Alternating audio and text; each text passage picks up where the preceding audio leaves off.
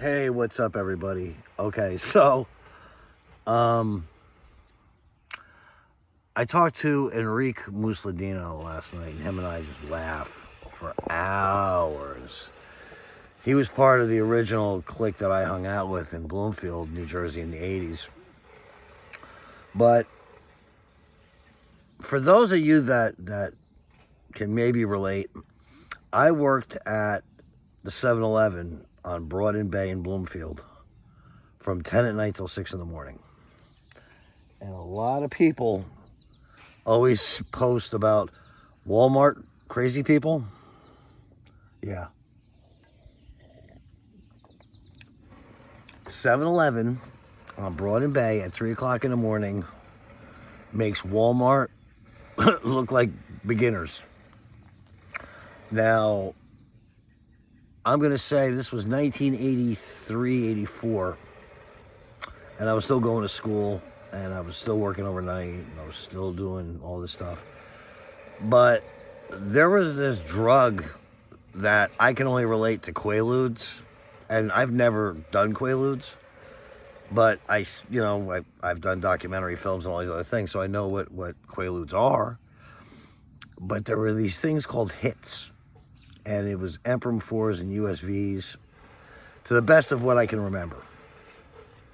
And they would have this opioid effect on people that just was like nothing I had ever seen, and I was young. I mean, we saying me, Joe, Andy, Brian, Enrique, and Jimmy were potheads. We would actually go to Day Street in Orange and buy weed from the brothers. Either that or we went down to Fifth Street in Newark and bought, what was his name? Malik, maybe? Man, I'm always here, man, 24/7. So we always managed to find brown weed, which I, in turn, called brown skunk. We had, the weed you guys have today, I don't smoke weed anymore. I'm corny. I drink coffee, smoke cigarettes, cookies and milk. But back then, I smoked weed and I drank about that much. But these things called hits was like the equivalent of seeing Leonardo DiCaprio in The Wolf of Wall Street on Quaaludes. That's the best way I can describe it.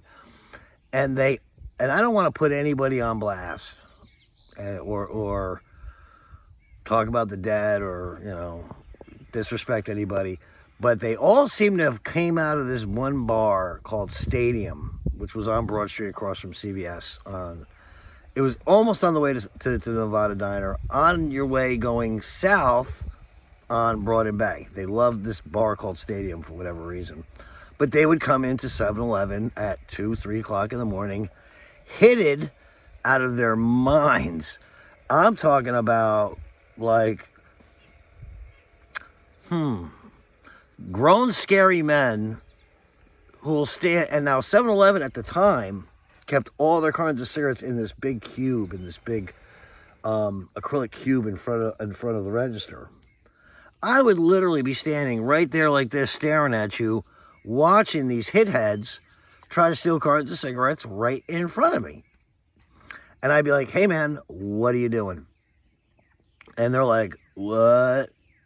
And they'd put them all back, and they would either try to give me some weed or some pills or something, because, again, every other 5 minutes, a cop was walking in. So, number one, I never rat on anybody. But, like, just that shit was crazy. So, hanging out in Bloomfield Center, and if you even know what hits were, leave it in the comments below, because I have no idea. All I know is they were Emperor 4s and USVs, whatever that means.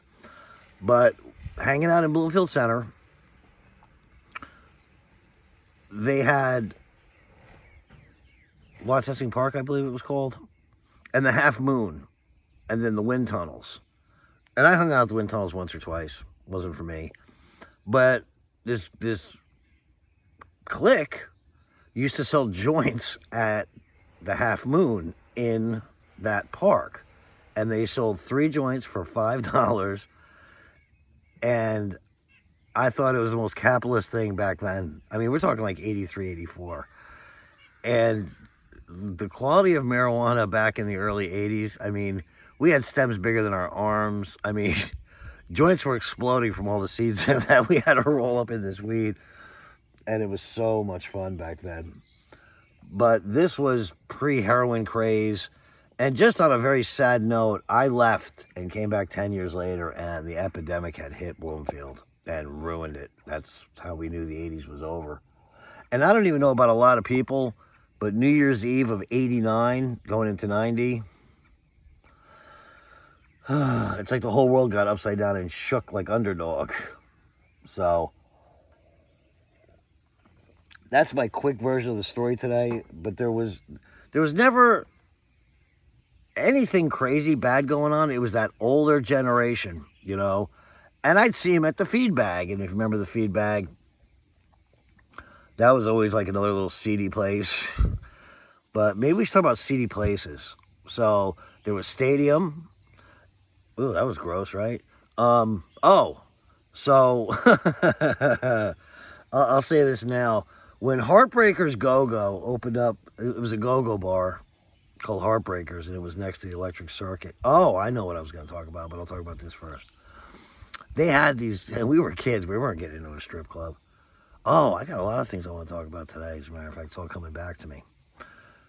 They had bumper stickers that said, "Follow me to Heartbreakers Go-Go." And we ended up getting our hands on a few of them, of these bumper stickers, right? It was my great idea to take these bumper stickers and put them on the back of the cop cars in Bloomfield. Yep. So imagine seeing a cop car with a "Follow me to Heartbreakers Go-Go" on the back of the bumper stick, on the back of their bumpers. There was a club, and some of you may remember this. And okay, so let me back up to 7-Eleven, then I'll lead into this club. But the club was called Broad Streets. It had a big wooden front. It said Broad Streets down the side of it. And these 3 Polish guys used to come into 7-Eleven. I don't know what their whole deal was, but they were cool. And they're like, "Bro, buddy, you should come to us go to the club." And I'm like, I'm 15 years old. Like, what club am I getting into at 15 or 16 years old? And I guess this was before, you know, child labor laws where, you know, kids couldn't work in New Jersey past a certain hour because that one kid got shot in Newark at a gas station, and they changed the whole labor laws. But anyway, I was like, how am I getting into a club? And they're like, "We'll get you an ID." I was like, sure. So about a week later, they come back with, the picture wasn't me, but they had an ID saying I was 22 years old. It didn't even look like me on the ID. And I got into Broad Streets a couple times.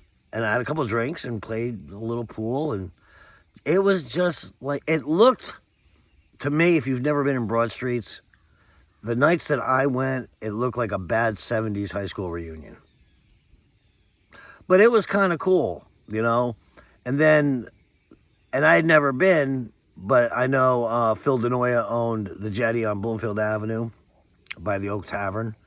Oak Tavern, I'm sorry, some of you guys loved it. That shit was seedy. The Oak Tavern was seedy. The old Canal Inn on East Passaic Avenue on certain nights, seedy. Seedy. Obel's, Williams Pub, more family orientated, you know. I wasn't a big bar guy. Still not. You couldn't catch me in a bar. But, you know, you feel out what's going on there. So, after Broad Streets had ran its full circle, and this is 1983, 84, like I was saying, these same Polish guys said, "Bro, we are going to the Studio 54 in New York. You should go with us." I'm like, holy cow, Studio 54. Okay. I'm down for whatever, you know, let's go to the city. You know, I'm not down for anything. That's fucking weird. But I was down to go exploring. Off to Studio 54 we went. Here's my fake ID. They let me in like that. And here's how Studio 54 was in the 80s. And it was crazy. I had never seen cocaine in my life. I knew what it was. I know people snorted it, but I never physically saw it. Studio 54 in 1983, 84. When you walk in, it's a big long hallway, and then there's a big stage on the left, big dance floor, and then it's like stadium seating that had round tables, and you sit like on the ledge, and then your table's in front of you, and then it was a like a walkway up the middle of it, but there was every level had tables, those circular tables, and you were sitting on the ledge all the way up, both sides, all the way up to the top bar. Everybody was doing coke, and I was like, weird. I mean, wasn't my thing, you know. I was there, you know, I had a couple drinks, and these Polish guys could drink. They're vodka drinkers. You know, I can't see how they're still alive to this day, but if they are, God bless them. But yeah, my first sightings of really heavy drug users were Hitheads back in Bloomfield, New Jersey, Essex County. You guys have a good day, and don't be a hithead.